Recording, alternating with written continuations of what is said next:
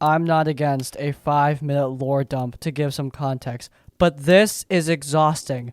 The Skype call started more than 90 minutes ago. He told us the entirety of his homebrew world creation myth, the factions that fought in ancient wars, where every deity and race comes from, everything. I like world building myself. I run a game with my homebrew world, but I would never lore dump like this. This is ridiculous. This is making me want to call the game off. Look, he's not a stranger. I would have left 10 minutes in, but he's a friend's husband, and I'm sure if I say something, I'm gonna start crapping the group. He's now going over every homebrew race and sub-race, their abilities, their skills, their traits, their culture, and how they get along with other races. 90 minutes. I could have watched a movie in the meantime. Oh, poor guy. I mean, he sounded desperate. Hope he made it out of that. Oh, hey, he left some edits.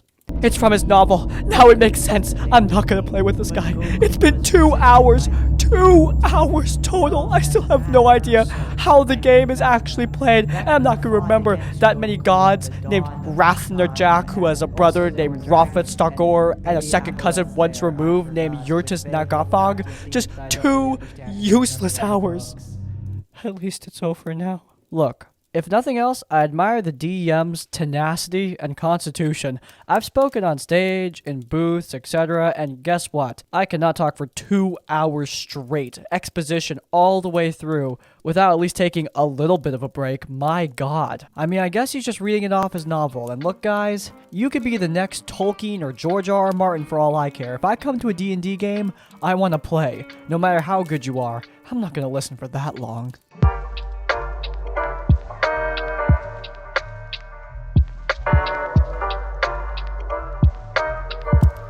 This happened many years ago, way back in the late 1900s when I was a wee babby mustard green. I had played Vampire the Masquerade and... oh, Werewolf the Apocalypse. Sorry, took me a second. Anyway, yeah, I had played those a few times with a local friend group, and one day a couple of people from that group invited me along for a D&D one-shot, and another group that they knew. I hadn't met anyone else from this group, and I had never played D&D before. The game was an older edition, not sure which, but spoiler alert, this actually ended up turning me off of D&D for so long that I didn't try to play again until 5th edition. So fair warning, I don't remember / never knew some of the details of the game mechanics involved here. I could be totally in the wrong for all I know. Maybe I'm the RPG horror story. Anyway, the setting was run-of-the-mill, sword and sorcery. Tolkien with the serial numbers filed off. That standard issue fantasy world we all know inside and out. Now, being an idealistic and contrarian young thing and not really understanding some things about D&D character optimization, I thought it would be fun to subvert some tropes in this world by role-playing a character that had a surprising or atypical class and skill loadout for their species, and I was upfront about this with the DM and the other players. So I ended up trying to build a dwarven ranger whose main offensive technique was archery. The others in the group said I could do it, but warned me that it wouldn't be optimized. And maybe, sure, I am the asshole for not taking the hint, but I figured it's a one-shot, so it's not that serious. I'll take the right stats to be a good archer, at least as much as the starting level dwarf can be, and the roleplay flavor will be fun. I was the only one who was new to Dungeons & Dragons, so the DM and other players helped me allocate my stats and figure out what skills I would need, and we got started. The other players were a caster of some sort, a cleric, and a couple of melee-based fighting classes I don't remember for sure. I was the only dwarf, as well as the only player character with ranged physical weapons, at least starting out. Typical adventure began. We all popped into existence in the local tavern. Whatever the story hook was, walked up to us, and we were on our way. I don't remember exactly what we were supposed to be doing, saving a noble's daughter, or finding a magical artifact, or something, but the first leg of our MacGuffin hunt took us up a rocky path towards some mountains and canyons where we were immediately attacked by pterodactyls. We rolled initiative, a couple of the other players got attacks off, and it was my turn. Obviously, I tried to shoot one of the pterodactyls with my bow. The DM smirks and says, "Did you take insert skill I've never heard of and haven't heard of since? Let's call it aerial reconnaissance." But then again, I don't remember exactly what I called it. I was like, "No, what is that?" The DM explained to me that because dwarves are so short, they're not able to use ranged weapons against targets that are positioned physically above them unless they take this special skill that allows them to, essentially look up. I said I hadn't seen or been told about that rule and asked to see it, and was accused of arguing back against the dungeon master. I explained why no one else had mentioned this while they were helping me build the character, since they all knew I had no experience with this game and was making a dwarven archer. And the session developed into a lecture on how I should have known about the inherent inflexibility of dwarven cervical bones. I asked if I could at least try to shoot the pterodactyls, even if it wasn't likely to hit. The DM's response? You can try, but I'll tell you now, it won't be possible to roll that high, so the only thing that might happen is you'd hit one of your allies. Okay, I watched to see what happens. The rest of the party, they fought the pterodactyls, and we moved on. I tried to engage with the world and the story a couple times, but I was repeatedly shot down or ignored. I ended up spending the entire rest of the game using every turn I had to watch the other players do things because it was arbitrarily ruled I couldn't do those things solely because of my character's race. Highlights include, your arms aren't long enough, and you're too heavy to make the jump, so you'll have to find another way around. I couldn't leave because the friends I had come with were my ride, so I just sat through it for hours and hours. No one noticed or cared. I was having a terrible time. I didn't play D&D again for at least a decade. In fact, because I was a wee baby and didn't have the social skills to spot a problem table, I actually spent a fair amount of time telling other TTRPG players how much I hated D&D because the rules were so restrictive and stupid, and the players were so argumentative and unwelcoming. I gave it another go many years later with friends I trusted, and I've come to realize that the DM was almost certainly cheesing everything to punish me for my race/class choice, but I was always curious if there actually is, or was in that older edition, some kind of rule about dwarves being too short to look up. I've never found it, if there is. I mean, I googled it for a full 20 seconds and I didn't find anything, so I'm 100% confident that it doesn't exist. I'm going to assume that this is some kind of house rule against dwarves, which is very inconvenient. Look, sometimes, I get it, DMs will have their patch notes, and some of those patch notes are gonna be nerfs. I have a couple of nerfs in my own game, and that's why I tell the players about it early on. I was really bad at this because I didn't have a full patch note list of all my house rules written down. But now I do, and in every future game, I'm going to show the players those house rules so they know what's going on in my game, and we can have a discussion about what rules they like and don't like. I actually think this has less to do with the race/class combo and more to do with the fact this is a new player. Some people out there are troll DMs, and some parties are just full troll parties. They just want to bully the new guy. This happens all the time in online video games, and it does happen in online D&D as well. It's not crazy to believe that back in the 80s, this happened in person too. Actually, I take that back. It almost definitely still happens to this day in person. Look, at the end here, screw people like this. Don't let them ruin your experience with tabletop games, whether it be D&D, Pathfinder, World of Darkness, or whatever you want to play. Get back up from a bad table, find a new one, and keep on rolling.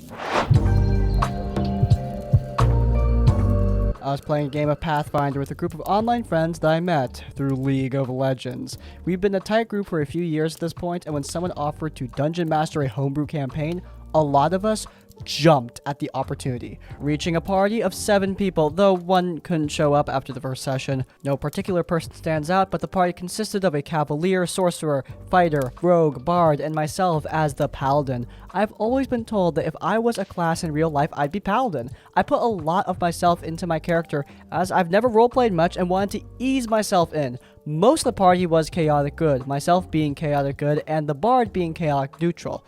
We were informed the setting was an adventurer's guild. We would all be members, and our first job as a group was to investigate a missing gnome wizard, find where he disappeared to, and why. While everything started off great at first, towards the end of the first session is where things went a little wonky. There was a grave digger, or attendant, roaming the graveyard. He was there for us to ask some questions, etc. We were looking for a crypt belonging to a certain family, and wow, it was right there in the middle of the graveyard, with the attendant happily pointing us towards it. However, when someone suggested we start robbing the graves, the innocent guy, just doing his job, wasn't too happy with that. As a lawful paladin, I didn't want to partake either. I was able to justify breaking into the crypt to investigate the missing gnome wizard NPC. It's actively trying to save someone's life, but I couldn't justify just opening up graves. As the group pinned the gravedigger down and hog-tied him so they could loot to their heart's content, I decided to take a step back and make a different character. This was something I was struggling to be able to condone and didn't want to have to constantly argue with the party about not harming innocents. The session ended after the graves had been dug up and the party had found some relevant information in the main crypt. I spoke with the DM about my concerns and he agreed. He didn't expect the group to be as aggressive to an innocent as that. I re-rolled into a witch with some supportive elements so I could be more of a buff/debuffer. Until she had a reason to show up, I continued to roleplay as the paladin at the beginning of the next session. As the party went over their spoils from robbing the graves of innocents, I stated that I wasn't too happy about this. I was going to return to the guild and request reassignment. I was not angry or being holier than thou, I just went with my sense of right and wrong since I was basically role-playing as myself. After a brief bit of silence, the sorcerer announced he was casting a spell on me. I was a little stunned, but then as the DM and I had agreed I was giving up on this character, he allowed it to go through. Suddenly my paladin was being ganged up on by the party. He was knocked to the ground, beaten, tied up, and executed. I remember the sorcerer calling my paladin a little before the bard finished him off. I was bundled into a sarcophagus and they covered the lid. They then asked how much my equipment was worth. I was taken aback. I'd only played him for one session, but I'm sure I'm not the only one who feels a connection to their characters. I didn't really have time to process what just happened as the DM then introduced my new characters walking into the graveyard with someone from the guild, introducing me as an extra pair of hands sent by the guild to help out before immediately leaving. I proceeded to be very quiet through the session, mostly just getting involved in combat. We had a fun moment when I hit a critical strike with my crossbow, but other than that, I remember the session just dragged to me. I even played another session afterwards where I was a bit more playful, but the DM canceled after our third session due to personal reasons. I never spoke to my friends about this. This was almost 4 years ago now, but I still think about it from time to time. I should have said something about how I felt having my self-esteem beaten, murdered, and then looted by my friends. As the years have gone by, they've repeatedly done things just to bash at my self-esteem, and I realized recently that they don't have my best interests at heart. I hope this doesn't come off as too much of an event/blog post. I've listened to a lot of D&D horror stories, thanks by the way, and I just want to share mine and get it off my chest. Thanks for reading. Look, I don't think you should split friendships off just because of Dungeons and Dragons games. At the end of the day, friendships are much bigger than one game. However, if you start seeing red flags in both your games and in just your day-to-day life, it is something to look out for. I don't think it should just be one thing, but if you're seeing a bunch of red flags cropping up with your friends, it doesn't mean that you're crazy or that you're being irrational. It's something that you should talk about. Sometimes people change. Sometimes people drift apart. You're not going to be thick as thieves with everyone for your entire life. It's sad, but it is true. And unfortunately, we've seen plenty of horror stories, and I've seen through my own personal experience that plenty of people, including myself, clinging to friendships that became toxic. And I can't speak for everyone else, but for me, it resulted in some serious harm done to my mental health. And that is just, well, to say the least, that's never fun. I know that's disconnected from the whole murder hobo party thing, but I think it bears saying because I've seen this a lot. I'm not saying you need to break off with your friends at a moment's notice. God, no. But if there's a situation that made you uncomfortable, talk about it. Don't just let it fester in your mind. A new player joined our table about 2 months ago. He was a bit of a twat and slowed down the game dramatically by arguing with everyone's decisions, including the dungeon master. I talked to the DM about it and told him I wasn't enjoying it, and he seemingly improved, but I still didn't like the guy. A clash of personality, as it happens. He min-maxes everything and complains when anyone else performs better. I play standard classes. For example, my current character is a pretty useless paladin who only has 2 positive ability scores, and I just want to enjoy my game. Playing today, a problem player complained about one of the other players having applied a fighting style twice and wouldn't drop it even when the DM said that hadn't actually happened and it was fine. About an hour in, combat starts. I attacked twice and managed to do 30 damage at level 7, which I thought was good considering I forgot to smite. He shoots 2 crossbows and somehow deals 146 damage. I stopped engaging at that point and literally had my character walk away in disgust, sent a message to the dungeon master, and told him I wasn't coming back to his table because of that player. I may have overreacted, but I just want to enjoy my game and feel like I can contribute somehow. He's just ruined it for me. Now, I was going to use this as an intro story, but eyes up, we've got part 2. Update overnight, DM messaged me back to say that I wasn't the only player to have complained about this problem player. The other player whose build he's questioned said he doesn't want to play with the problem player anymore, and thus his girlfriend, another player, would also not be coming back. DM also checked the character sheet and told me he had multi-classed into 3 classes, none above 3, so he was running with feats he shouldn't have had. He also had a level above everyone else. That may have been a mistake by player. I could accept that. He also had magic crossbow bolts, added 1d6 damage. DM had given them to another player, and I was aware they had been passed on to him. At no point did he take time to reload, which as I understood was required for crossbow. Anyway, rather than lose half the party, DM has shunted that guy onto the problem player table. It's a local game store we play at. There are enough problem players that they have a table set up with experienced players to help manage them. It's well known that's what the table is for, and most players either straighten up or leave when sent there. I'm not happy about having another player kicked, but I was also unhappy at having to leave a table and group that I mostly loved. It's just a bad situation all around, unfortunately. Also, for those asking, the problem player table was created because of players causing issues in campaigns before I started playing, so I'm not sure what the trigger for it was. Usually it's 1 to 2 problem players along with 1 to 2 seasoned volunteers who play for free, and DM'd by an experienced DM, usually some kind of staff member. When players cause issues, they get sent there for the volunteers to help straighten out the bad habits. Usually runs 2 to 3 evenings a month, and most players sent there only have a few sessions before they are either deemed fit to rejoin campaigns or drop out / asked to leave for problem behavior. Man, they just straight up shipped that guy off to Siberia. Of all the things that we've seen on this channel, that is something that we have never seen. A problem player table. Who would have thunk it? Now, is that a perfect solution to this problem? I don't know.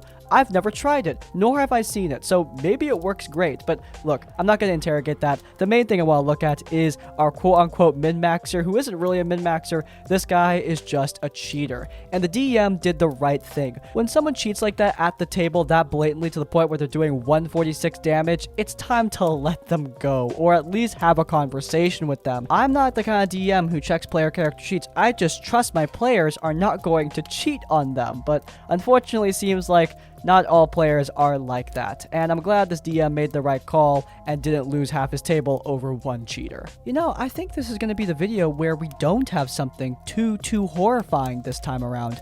Maybe I'll just go on DM Academy, find something wholesome and simple we can give some advice about. Oh, what about this one? I'm genuinely out of ideas at this point. Literally, my only option is to quit D&D or deal with them ruining every single campaign because I can do what I want. I want to kidnap the local homeless girl, and you are supposed to— Oh! What have I stumbled onto this time?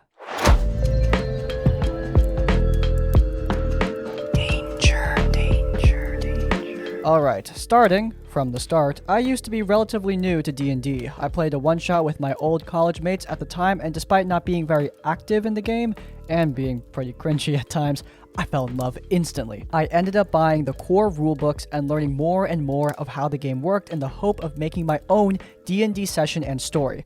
Now, the original group had pretty much disbanded because of college work being stressful, deadlines, work, and normal stuff. However, the only friends I had left were 3 mates I met in college and 1 I met through one of them. Now, I feel like I should give some context to those 3 before I continue. The first one we'll call Dwarf, and he was actually in the original one-shot. He seemed to play a short, angry man resentful of goblins really well, and was the one dedicated to roleplay the most. Overall, he was pretty sound for the first session. Next one on the chopping block we'll call Jacket, because he would die so much, he basically would make a new character every session. He was a sound guy and wouldn't take anything too seriously.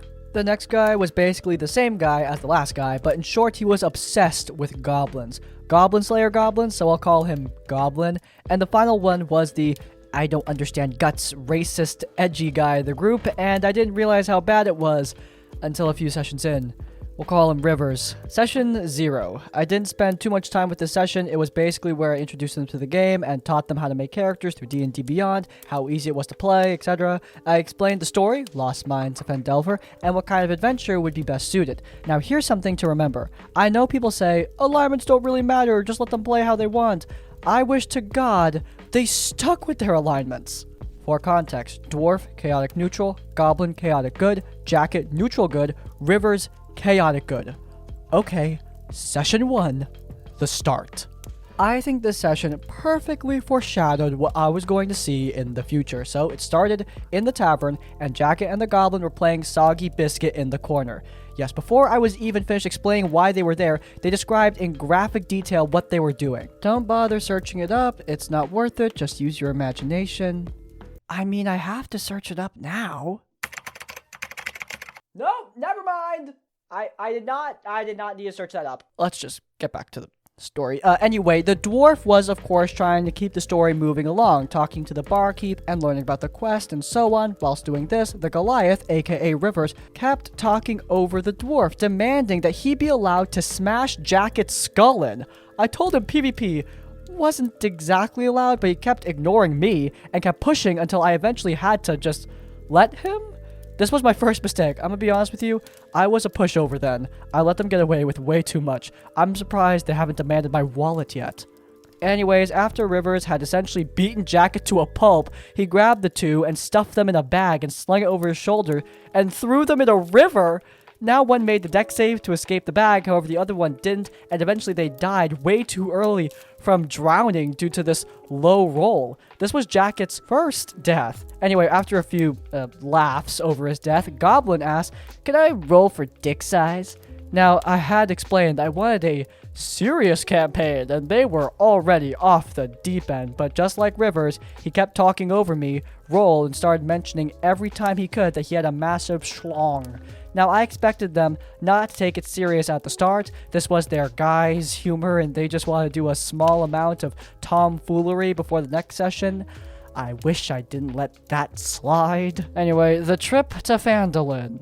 If you know Lost Mines, you know what happens next. The Goblin ambush, and overall, it went totally to crap. It was basically an hour of Rivers tanking all the damage and killing all the goblins, while Goblin still talked and made jokes about his schlong, like, "I piss on their corpse," or "I drag my schlong and piss trail forms." And I was basically getting sick of it at this point, and the session wasn't even over. We still had to get to Phandalin, and the party basically agreed to just walk the rest of the way. Upon reaching Phandalin, I introduced them to all the people inside the town upon entry, and instead of the usual, "Where's the bar?" or "Where's the mine?" they instead go, "Do you have any property for sale?"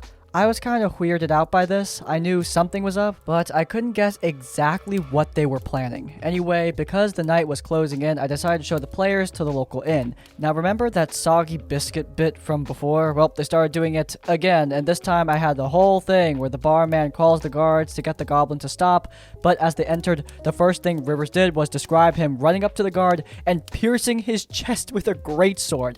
Now, I was kind of expecting this, but not to this extreme. He describes himself killing the guard, then standing in front of the door so the other guard couldn't get out, and beating him with the other guard still on his sword until they were nothing but red paste. What, were the guards weaker than Zerglings? Like, were they challenge rating 1-8 or something? I really didn't know what to do besides sending more guards to hopefully overwhelm him. But not only did the dwarf jump in to defend him, but also kill them all in a more violent and gruesome way. And bear in mind, every description, they were still alive and in agonizing pain. Sometimes I worry for my safety because of the way he plays. I had to give them a reason to leave that in, so I made it so the barman had disappeared. I had made it so he fled through the cellar door. Luckily, they didn't do any perception checks. And after going outside, they basically had to sleep outside because of the lack of places that were wanting to take an insane Goliath, a creepy goblin, and a short-tempered dwarf. And that's where I left it for that session. However, this was only session 1, and the other ones would quickly devolve. Session 2. The next day, the party wakes up in the middle of the town, basically deserted since no one wants to go outside and deal with the 3 insane people and the 4th one about to rejoin. Now, personally, I'm a huge Witcher fan, so I incorporated the board system from the 3rd installment as a way to give the side quest to the players the easiest. After they discovered this, they took on the Orc Trouble side quest, which, if you're familiar, was just a simple kill/deal with all the orcs job. After going there, I expected more violence, the same thing as I did in the original Goblin ambush. However, what happened at the end was not what I was expecting. After the fighting, the Goliath described himself cutting off the head of the ogre who was in the fight. Now, I expected him to take it as like a trophy, like in The Witcher. However, he then revealed his plans to me. He wanted to set up a brothel with Jacket and himself that used mind...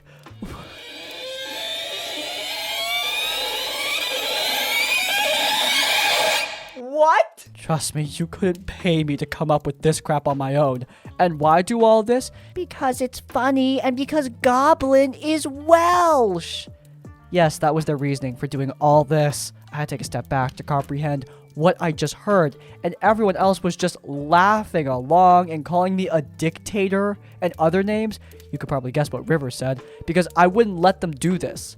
After returning, they wanted to sell off all their loot they obtained besides all the weapons for gold. Now, I decided that no one wanted to do business with these guys because of the inn incident, so they basically verbally abused the shopkeeper long enough until he let them in, and after doing that, they ran in and killed his wife and mocked him relentlessly for it, after which he ran out of the store and into the inn where later his fate was uncovered. I think this personally was what broke the camel's back, but because I am just too damn stubborn, I tried to give them a D&D experience worth remembering that hopefully wasn't just bestiality funny lol. I wanted to show them G-Man style the consequences of their actions, so I did one more session after this, and yes, they did the other 2 quests, and that went exactly how you would expect.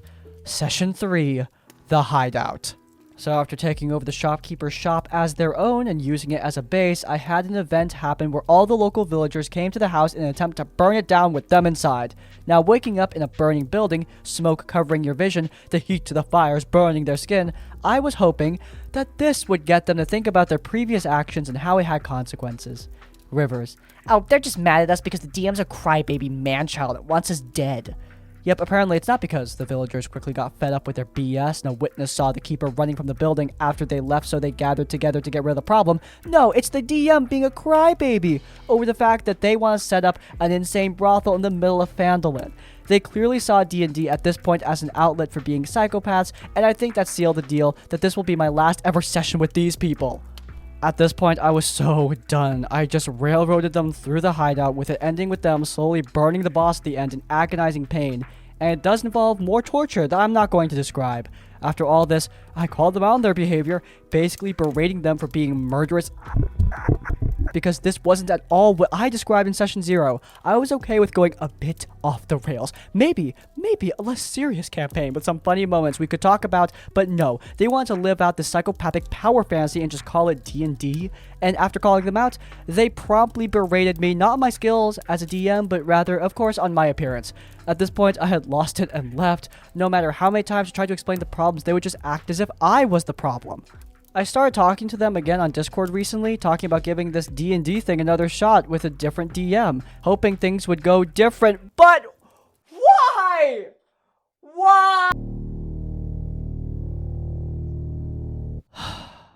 Look, I understand it can be really hard to find a group, but you know the whole no D&D, bad D&D thing? Yeah, that still applies. I know that lesson may seem really obvious, but sometimes we can get trapped in this mindset of any friend is good enough for me, especially online. And look, you don't need to tolerate people that really piss you off. Look, maybe these players could improve in the future and abandon their ways, but this level of behavior is not something that I would just gloss over. Even if they tell me and swear to me they've improved, I would tell them they need to find another DM. Trust, when broken, is not easy to fix. I know it's weird applying that to a game, but at the end of the day, this game, all tabletop games, are social gatherings. They are social events with other human beings. And when those human beings break your trust, you are under no obligation to continue playing with them. I know it can be hard to find another group, but finding another group will be 1000% worth it if you never need to play with people like this. And that is going to be it for today's episode of RPG Horror Stories. If you guys enjoyed, then please do leave a like. If you want to see more of my content, then you can check out Tavern Adjacent, our podcast where we talk about all things tabletop and Dungeons & Dragons. And while you're there in the cards, subscribe to Crispy's Tavern to get more of our content as it comes out. And finally, if you want to leave your own stories or thoughts, go down to the comments down below. If you can't think of a comment, leave the comment craziest fantasy to let me know you made it to the end of the video. Next, like, comment, subscribe. I'll see you all next time. Farewell.